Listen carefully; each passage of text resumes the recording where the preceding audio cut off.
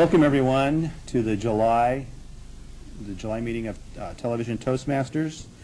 I'm Rick Davis, the outgoing president of TV Toastmasters, and I would like to introduce our Toastmaster for today, Nellye Bowen. Nellye!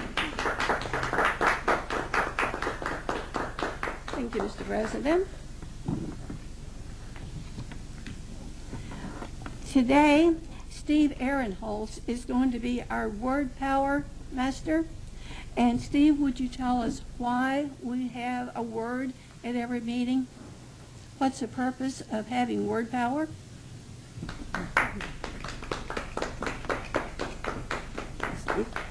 Thank you, Madam Toastmaster, fellow Toastmasters, and our honored guests and those watching from home. The reason that we have word power as a part of our meeting is to help us increase the breadth of our vocabulary. It provides us with other options available to enhance and color our speaking. The two words that I have for today I obtained from the Merriam-Webster's Collegiate Dictionary website. The first one is from International English. The word is cack-handed. It's an adjective. It's from English dialect, cack or keck, which means awkward. And the first meaning is for left-handedness. And the second use can be clumsy or awkward. An example would be her operation of the garden equipment was very cack-handed. The second word that I have for today comes from science and mathematics. It is vermiculture, which is a noun. It means the cultivation of annelid worms, such as earthworms or bloodworms, especially for use as bait or in composting. A usage example would be, his opening of a bait shop turned his vermiculture into a profitable business. Madam Toastmaster? Thank you, Steve. Today, our Tabletopics master will be Carol Kormelink. And Carol, this is one of my favorite things in Toastmasters, but would you tell us why we have Tabletopics and what we learn from doing that? Besides just having fun?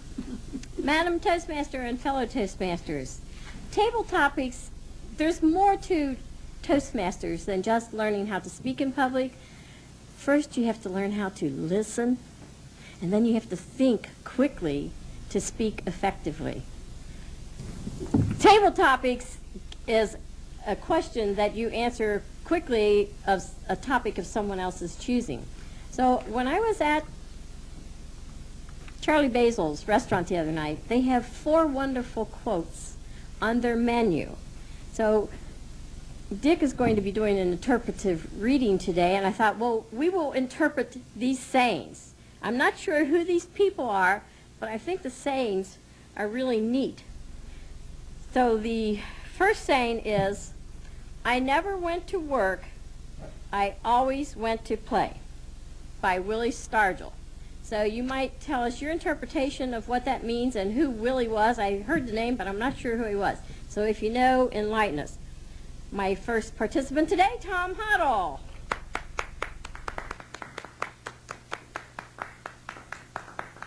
I never went to work, I always went to play, Willie Stargell. Well, Willie Stargell used to be a Pittsburgh Pirate, and I suppose that saying would be fitting for him since he got paid to play several $1 million actually. But Willie, I think what Willie was getting at was that you should enjoy your work. You should always consider work play. What is the point of, doing a job you don't like? And, if you cannot go to work and then come back and have fun and feel like you've wasted, 8 hours of your life, which I think we've all been there, then there doesn't really seem to be any point doing it. Thank you, Tom. I wasn't sure. I just thought it was a great quote, but I wasn't quite sure what it meant. I forgot to mention that we have 1 minute to speak when we do our table topics, 1 to 2 minutes. So we think until we have reached 1 minute. Our second quote on the menu was, "Most ball games are lost, not won." Casey Stengel. Jerome, would you enlighten us to what he meant? Jerome Manigan. You would have to repeat that. I have not the slightest idea. Most ball games are lost, not won. Casey Stengel. Thank you, Carol. First of all, I have not the slightest idea what that could possibly mean. Most ball games are lost, not won. I would imagine, I can't even see that being the case either, because if you have two games playing a ball game, one of them must win, so I would think that the law of averages would say that in ball games, at least 50% of the teams playing win. Most ball games are lost, not won. K.C. Stiegel. He was a ball player himself, I do believe, but I have no idea whatsoever what the hidden, mystical implication of that profound saying might be. Thank you, Carol. Thank you, Jerome. That kind of left me puzzled too, and I thought, well, maybe he means the games are lost because of the errors of the players, more so than them playing so brilliantly that they win. That sounds good. Like they may win by default. I wasn't sure. So I'm glad I wasn't the only one who was stumped by that quote. The next one is, "Dreams are what you started. Discipline is what keeps you going." Verna, would you tell us about Jim Ryan and who he was and what he meant by that? And I can do the timing when you get up here. Okay, would you repeat that? Dreams are what got you started. Discipline is what keeps you going. Jim Ryan. Okay. Well, I have no idea who Jim Ryan is, but obviously dreams are thoughts that you have. You want to do certain things. I have dreams of doing certain things. In fact, one of my dreams that I have had, I'm going to mention here in a second, but my brother has been the source of my discipline. So the discipline is what is going to make me actually follow through on this dream, because he encouraged me to write down my goals last year when I was talking about some of these things. He said, you need to write them down, so I've done that. In fact, he told me in all the years that he has told people to write their goals down that I'm the first one that has actually done it and given him a copy of it. But the dream that I have had is to skydive.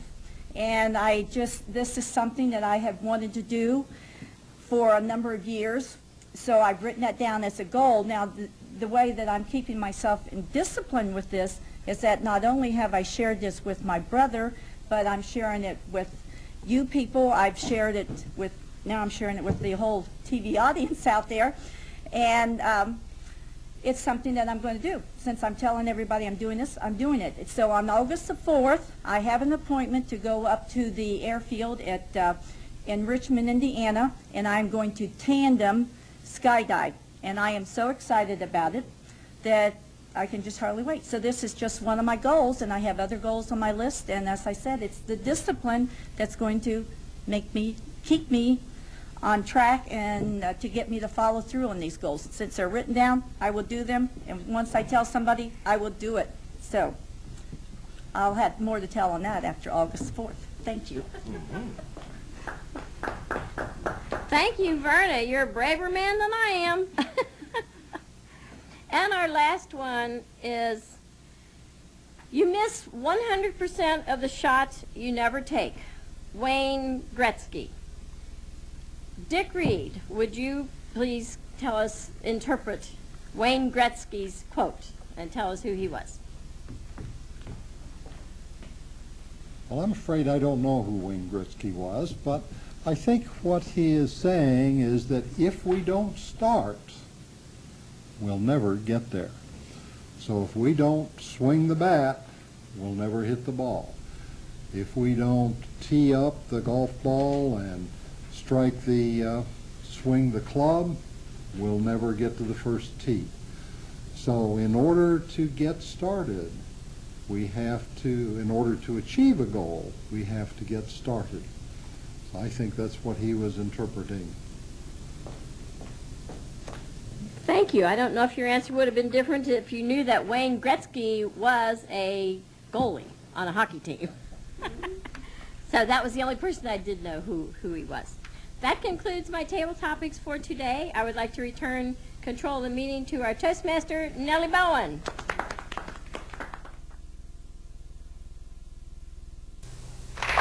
Thank you very much. And now for our next speaker, Stanley Glitchner.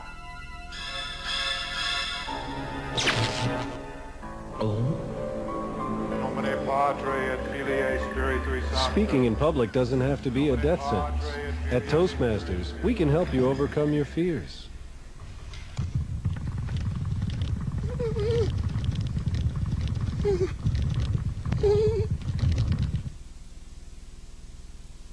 Speakers now, and Tom Hoddle will give us the objectives for Jerome Manigan's interpretive reading of the Burglary, an Irish poem. And would you tell me what the objectives are in reading the poem, please? Tom Hoddle for Jerome Manigan. Jerome's speech is number 2 from the Interpretive Reading Manual, Interpreting Poetry. His objectives are to understand the differences between poetry and prose, to recognize how poets use imagery, rhythm, meter, cadence, and rhyme to convey the meanings and emotions of their poetry, to apply vocal techniques that will aid in the effectiveness of the reading, and a time of 6 to 8 minutes. Thank you. And now, Jerome Madigan. Thank you very much. Thank you, Nellye. I am reading from a collection of poems, 3 authors, Austin Clarke, Charles Tomlinson, and Tony Connor. The poem I am reading is The Burglary, and it was written by Austin Clarke, who was born in Dublin, Ireland in 1896. His first book appeared in 1917. The Burglary. It's 2 o'clock now. Somebody's pausing in the street to turn up his collar. The night's black, distraught, with chimney toppling wind and harsh rain. See the wet soaking in on the end gable, and the frothing torrent overspilling the broken drain. It accosts the pavement with incoherent babble. There is the house we want, how easy to burgle, with its dark trees and the lawn set back from the road. The owners will be in bed now, the old couple. You've got the position of the safe? Yes, I know the code. The clock's going mad up there on the church steeple. The wind's enormous. Will it ever stifle? Still its noise, and the rains are with us, I dare say. They'll cover what we make if we go careful round by the greenhouse and in the back way. Here's the broken sash I mentioned. No need to be fearful. Watch how I do it. These fingers are facile. With the practice I've had on worse nights than this, I tell you, the whole thing's going to be a dawdle. The way I've got it worked out, we can't miss. Although God knows most things turn out a muddle, and it only confuses more to look for a moral.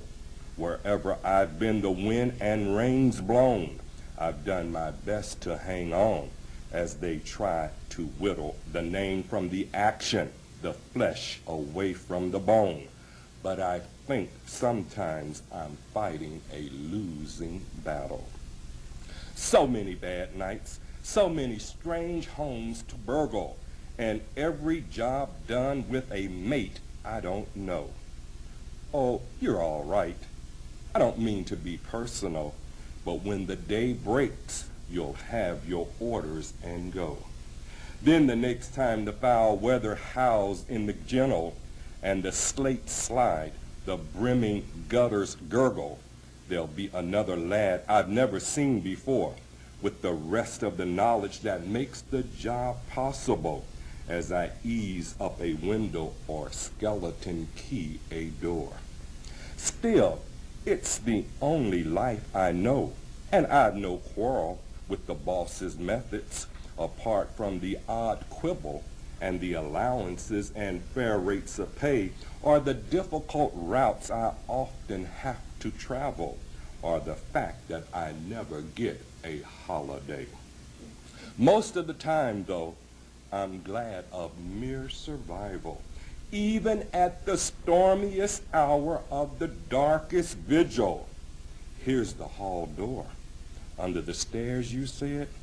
This one's easy because the old folks are feeble and lie in their curtained room, sleeping like the dead. Sometimes, believe me, it's a lot more trouble when you've got to be silent and move as though through treacle.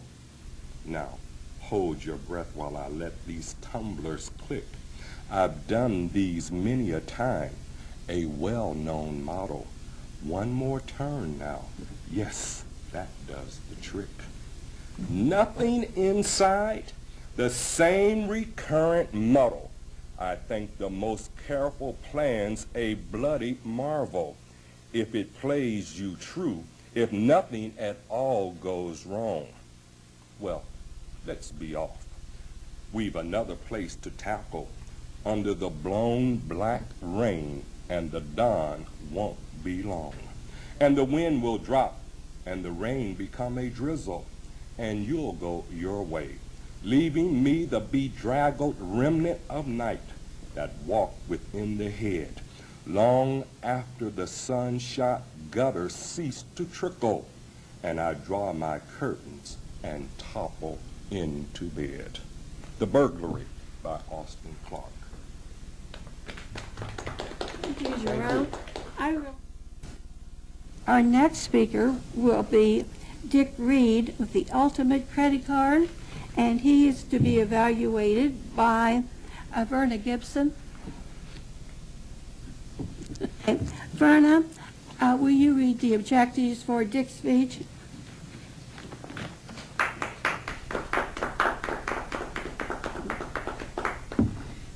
Dick Reed is doing project number 4 from Speaking to Inform. This is a fact-finding report. The objectives are to prepare a report on a situation, event, or problem of interest to the audience, deliver sufficient factual information in your report so the audience can make valid conclusions or a second decision, answer questions from the audience. Time is 5 to 7 minutes for the speech and 2 to 3 minutes for the question and answer period.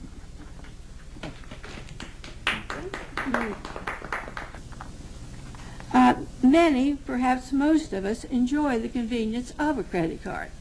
A credit card often lets us purchase items more easily. It assures the seller will be paid promptly and can give the holder a means of tracking expenses. Yet there are limitations. Our speaker today, Dick Reed, is going to tell us about a credit card that has no limitations. Please join me in welcoming Dick Reed, who will describe the ultimate credit card. Dick Reed.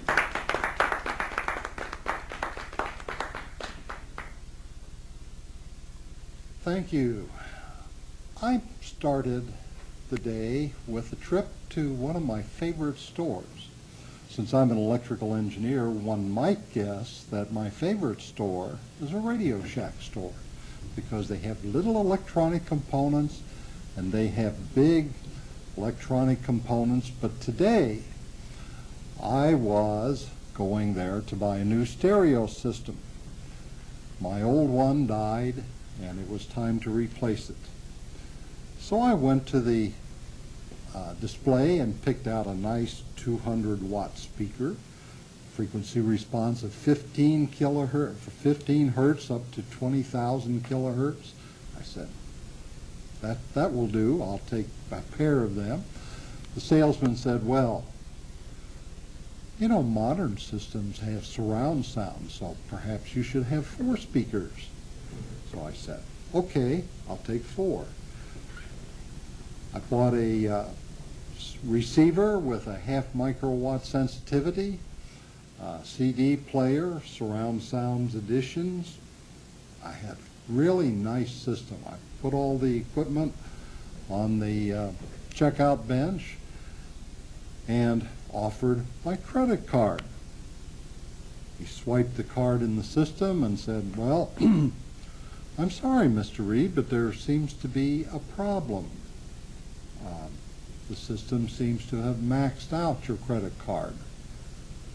So I left without my equipment. But later on that day when I got home, I found a letter in the mailbox that said, pre-approved. I said, that sounds good. Letter started out, Dear Mr. Reed, we have a credit card for you with no upper limit. That's nice, right?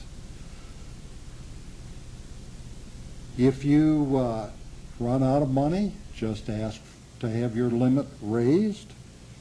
If you can't pay the interest on that debt, we'll just add it to your credit card.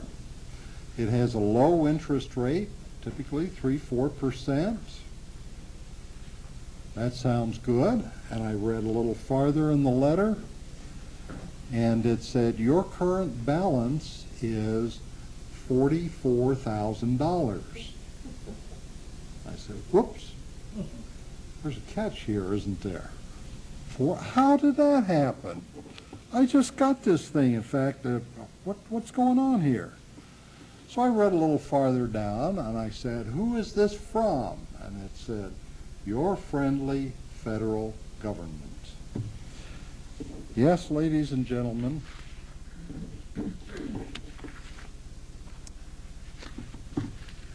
the credit card that I'm talking about is that is used by the federal government. In fact, each taxpayer owes about $44,000. Scary, isn't it? Every one of us who pays taxes has a share of our federal government's debt, which currently is about $5,724,000,000,000. But I don't owe all of that money. Some of you do too, because there are about 130 million of us to spread that money about. Well, what is the federal deficit? I mean, what is that debt? A long time ago, I took an economics class, and our economics instructor was trying to explain that, and he said, our debt is money that we owe ourselves. So I kind of say, well, if I take $100 out of my right hand and put it in my left hand and say, I've loaned myself $100, I say, that's cool. Now, a year later, I have to pay that money back with interest, so I pay myself back $105, and I say, why should I do that? Why don't I just forget the whole thing? If I owe it to myself, it doesn't make sense that I should pay myself back more than I borrowed in the first place. Well, that sounds like an oversimplified thing, doesn't it? Because the federal budget, the federal debt, is a little bit more complicated than that. Let's examine who we actually owe that money to. Where does that money come from? Well, part of it came from other countries. Japan, Korea, other countries have invested in us. But I say, well, if we owe it to ourselves, why don't we just kind of tear up their share of it? They don't need it anyway, right? They got more money than we have, so we can ignore that. Who else is there? Well, Here's some certificates saying that General Motors borrowed a lot of money from the federal government. They've got more money than they know what to do with anyway, don't they? Well, this is fun, right? We've already taken care of a good chunk of our national debt. What's this one? Whoops. Uh-oh. This one's my retirement fund. Can I get a little piece of tape from somebody to... We don't need to take care of all of it today, do we? I mean, come on. We can let a little of that go.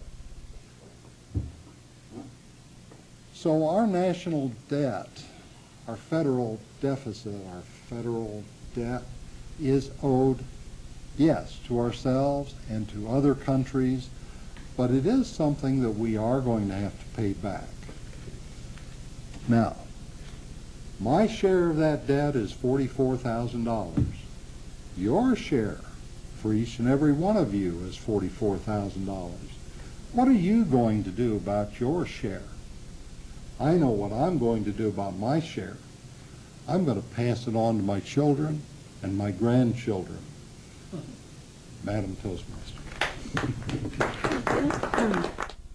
Were there any questions about? Is there any time limit on when we have to make this payment back?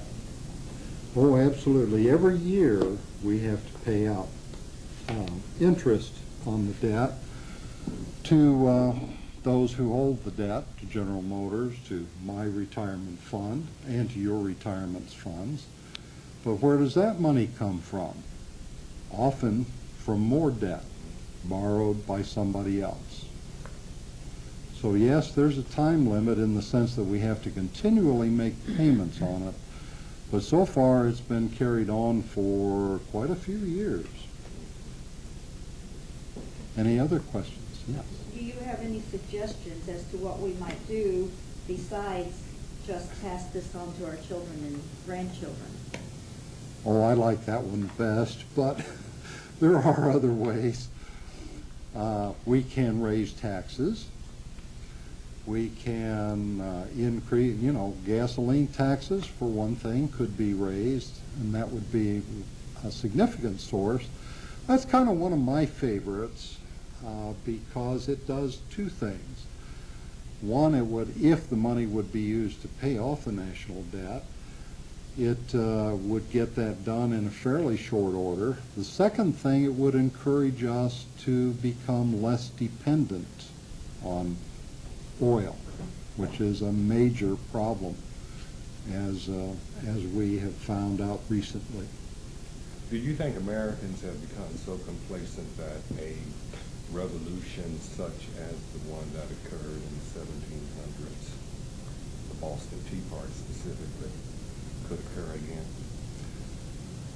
Do I think a major revolution will occur again? No, I don't think so. I think we are, as you say, too complacent for that to happen. There are some organizations, however, that are working quietly to help alleviate the situation, such as the National Taxpayers Union. But I think some of the things that we can do is just bring pressure quietly on the government, maybe not so quietly, to help reduce the national debt. I had heard that we won't get out of debt because it's other people's money, and that if any congressman would cut the budget, his budget, he wouldn't have that much next year when he might need it. So they're always increasing their budget. And I haven't noticed that anyone has cut their budget.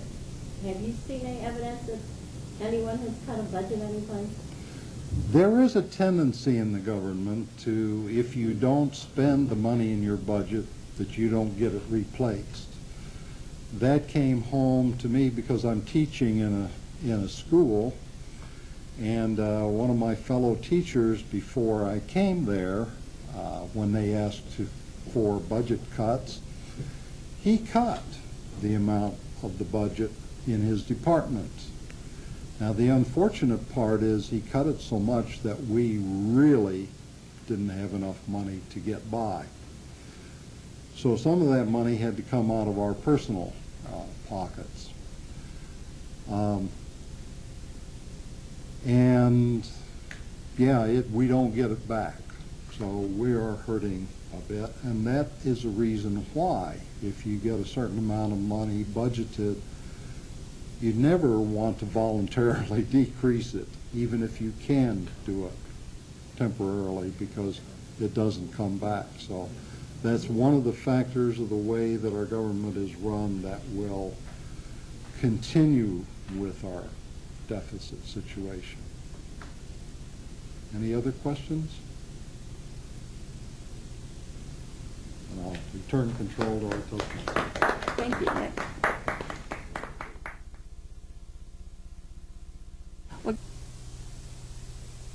I'd like to begin tonight with a little joke. This guy, he's a farmer. He says, "Hey, hello, sorry." But seriously, folks. Speaking in public is no joke. Farmer says, doctor says, chicken says. For help, call Toastmasters, the public speaking support group. The chicken.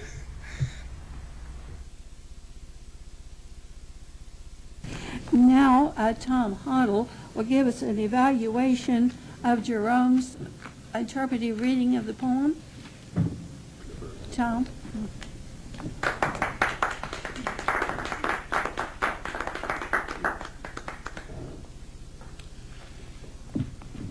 Jerome, that was an excellent reading of the Burglary. You have a very dramatic style of speaking when you give your other speeches, and I think that lent itself. And one of the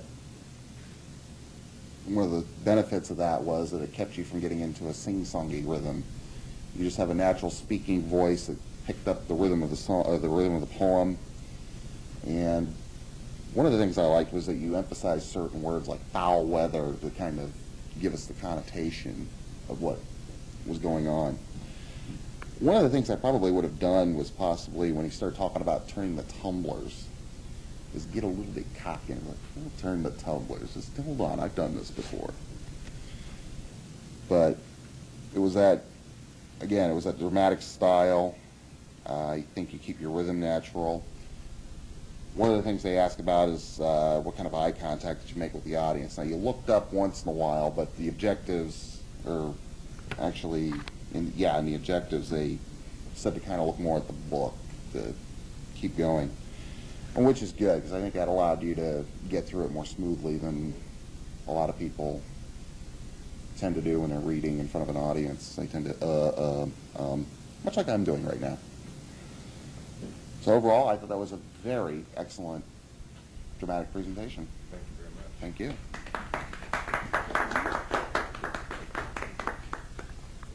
Just a short note. A lot of people say they don't like poetry. And I think it's because they don't read it correctly. They don't see the imagery. They don't understand what the poet is trying to say. But once you learn how to do that, you're going to find there's a lot more in poetry when you read it than there is in prose. And you'll get addicted, right? It's beautiful. And it's very disciplined writing. Our next evaluation will be Verna Gibson, who will give us an evaluation for Dick. Verna?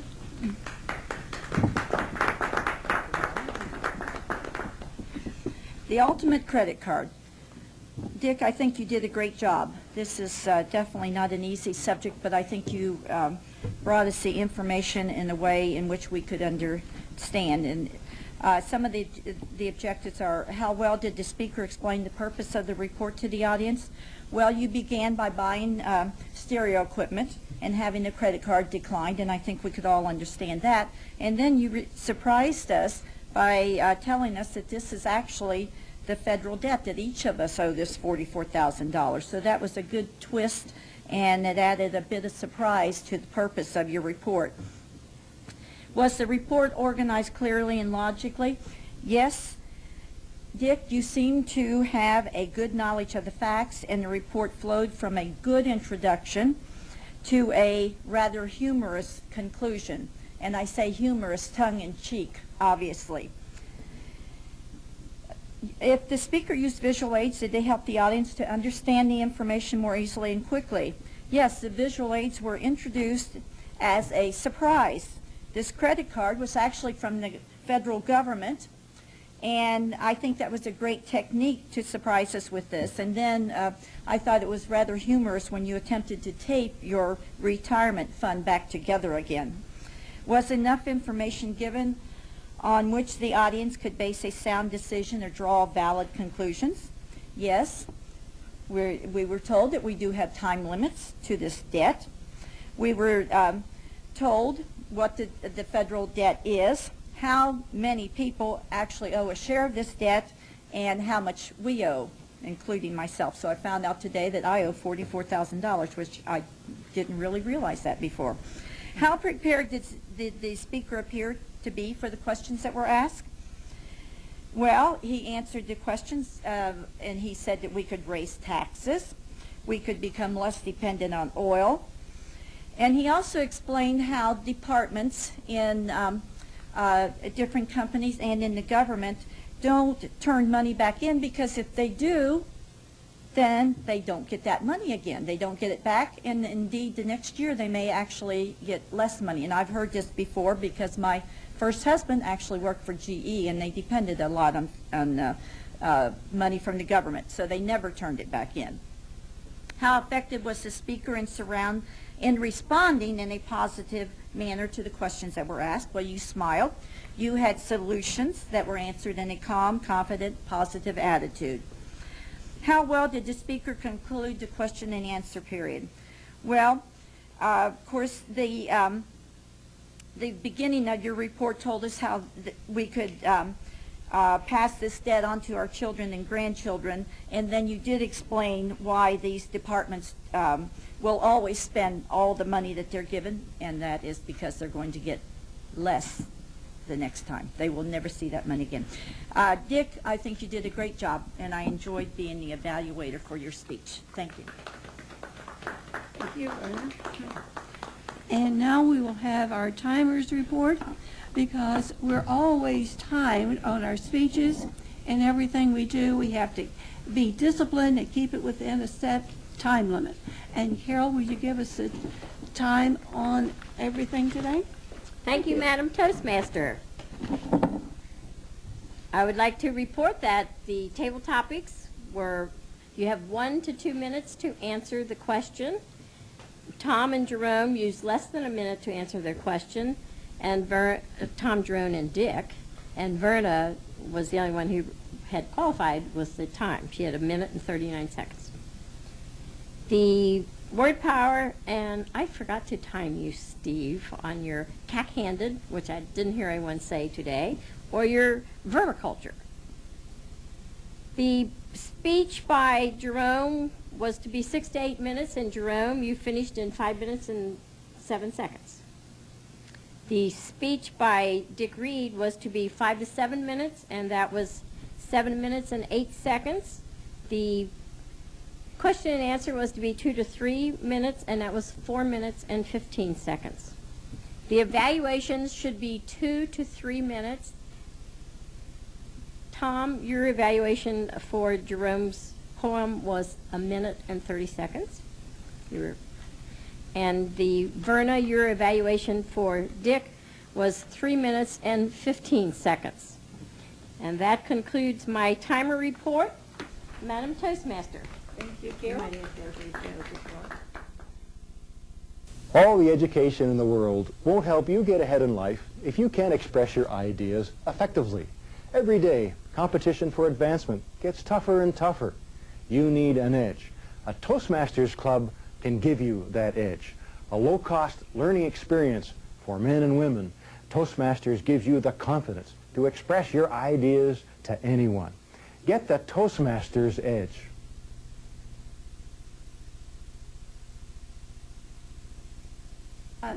Joe Buell will have our joke for the day. Joe? add a little levity to the meeting.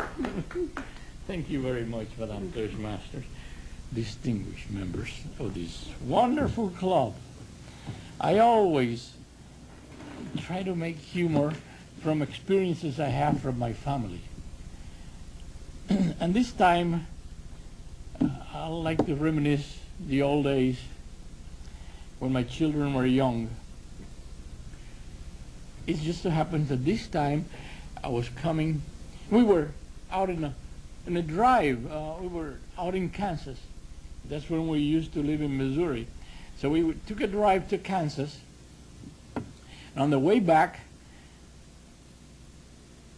there was, you could see, down there's no hills, not very many hills anyway.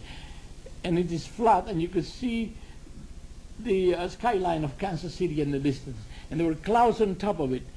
And it was raining cats and dogs. And I said, my goodness, Iris, I told my wife, it's raining cats and dogs in Kansas City.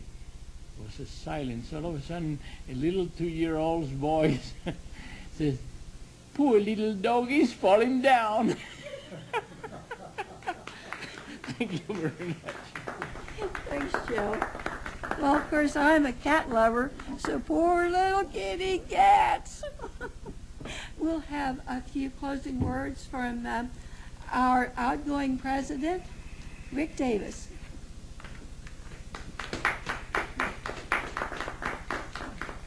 Thank you, Nellye. Rick. Thank you for a great show today. And I would like to present the gavel of the presidency to Carol Kormelink, who is going to be president for 2003-2004. Congratulations, Carol.